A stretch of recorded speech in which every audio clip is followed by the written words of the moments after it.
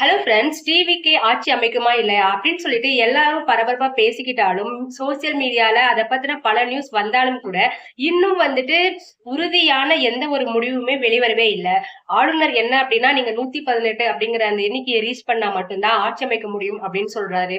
ஆனா, நம்ம விஜய் சார் சைடுல இருந்து நாங்க வந்து மெஜாரிட்டியா, அதாவது 108 இடங்கள் வந்து டிவிக்கே வந்து ஒரு தனிப்பெரும் கட்சியா வந்து எல்லாத்துலயுமே வந்து ஜெயிச்சிருக்கோம் அப்படின்னு சொல்லி சொல்லி போராட்டங்கள் தொடர்ந்து நடந்துட்டே இருக்குது. ஆனா, இப்ப பாத்தீங்கன்னா, கர்நாடகாலயும், மகாராஷ்டிராவுலயும் இதே மாதிரி ஒரு சூழல் வந்தப்போ, அதிகமான எண்ணிக்கையில ஓட்டுகள் பெற்றிருந்த கட்சி இருந்தப்போ, அதுக்கு எகென்ஸ்டா 2 கட்சி இருந்திருக்கு. சோ கட்சி நேம் வேண்டாம். அதுக்கு எகென்ஸ்டா 2 கட்சிகள் இருந்திருக்கு. இருந்தாலும் வந்து அவங்க 2 பேரும் நாங்க கூட்டணி சேர்ந்துக்கிறோம், ஆட்சி பொறுப்பை நாங்க ஏத்துக்கிறோம்னு சொல்லி அந்த ஆப்போசிட் கட்சி 2 பேரும் சேர்ந்து கேட்கும்போது கூட ஆளுநர் அதை வந்து மறுத்துட்டாரு. ஏன்னா மெஜாரிட்டியா சிங்கிளா வந்து ஒரு கட்சி வந்துட்டு இந்த அளவுக்கு வின் பண்ணிருக்கு, இந்த கட்சிக்கு தான் வந்துட்டு ஆட்சி பொறுப்பு அப்படின்னு சொல்லிதான் கொடுத்திருக்காங்க. அதே மாதிரி ஒரு விஷயம் தான் வந்து மகாராஷ்டிராவிலும் நடந்திருக்கு. இப்போ விஜய் சார் சைட்ல இருந்து கேக்குறது என்ன அப்படின்னா, ஏன் கர்நாடகாலையும் மகாராஷ்டிராலையும் இந்த மாதிரி தான் நடந்திருக்குது. ஆனா வந்துட்டு அங்க வந்து ஆட்சி அமைச்சிருக்கிறாங்க.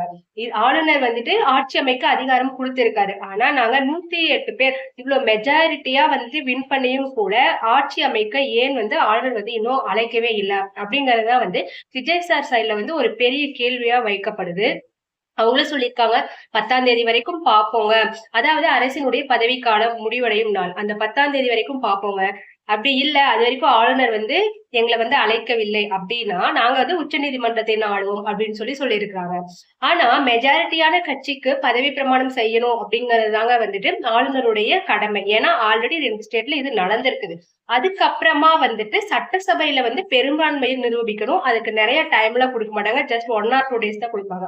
ஏன்னா யாருமே வந்து ஹார்ஸ் ரைடிங் அந்த மாதிரி யாருமே வந்து படத்துக்கு அடிமையாகி வேற ஏதாவது ஒரு தவறான முடிவுகள் போயிடக்கூடாது அப்படிங்கிற காரணத்துக்காக 1 நாள் 2 நாள் டைம் கொடுப்பாங்க. அது வந்து லைவா நடக்கும். பொதுமக்கள் எல்லாருமே பாக்குற மாதிரியான ஒரு லைவ் ஷோவா தான் அது இருக்கும். சோ அந்த மாதிரி சட்டசபையில பெரும்பான்மையான வாக்குகளை பெற்றா அவங்க தொடர்ந்து வந்து ஆட்சியை கண்டினியூ பண்ண முடியும். அதுதான் விஜய் சார் சொல்றாரு. நாங்க வந்துட்டு 108ங்கிற மெஜாரிட்டிக்கு வந்திருக்கோம். நாங்க தான் வந்து ஹையஸ்ட்ல இருக்கோம். சோ எங்களதான் நீங்க ஆட்சி அமைக்க கூப்பிடணும். ஆட்சி அமைக்கணும் அப்படிங்கிறது வந்துட்டு ஆளுநர் பண்ணி வைக்க வேண்டிய கடமை இது. நாங்க மெஜாரிட்டியை வந்து ஆளுநரோட வீட்டுல போய் நிரூபிக்கணும்னு அவசியம் இல்ல. நாங்க மெஜாரிட்டி நிரூபிக்க வேண்டியது சட்டசபையில தான். சட்டசபையில நாங்க நிரூபிக்கிறோம் அப்படின்னு சொல்லி விஜய் சார் சைடுல இருந்து சொல்லிட்டு இருக்கு. சோ இதுக்கு என்ன சொல்யூஷன் வரப்போகுதுன்னு தெரியல. ஒருவேளை ஆளுநர் அப்படி பதவி பிரமாணம் பண்ணி வச்சாலும் கூட சட்டசபையில வந்துட்டு 118 எம்எல்ஏக்களை வந்துட்டு காட்ட முடியுமா, 118 பேரோட ஆதரவு கிடைக்குமா அப்படிங்கிறது எல்லாருக்கும் ஒரு கேள்விக்குறியாதான் இருக்குது. எனக்கும் கேள்விக்குறியாதான் இருக்கு. பொறுத்திருந்து பார்ப்போம் இன்னும் 1 ஆர் 2 டேஸ்ல என்னதான் நடக்குதுன்னு சொல்லிட்டு. நீங்க என்ன யோசிக்கிறீங்கங்கிறத உங்களோட கருத்துக்களை கமெண்ட்ல சொல்லுங்க. பாய்.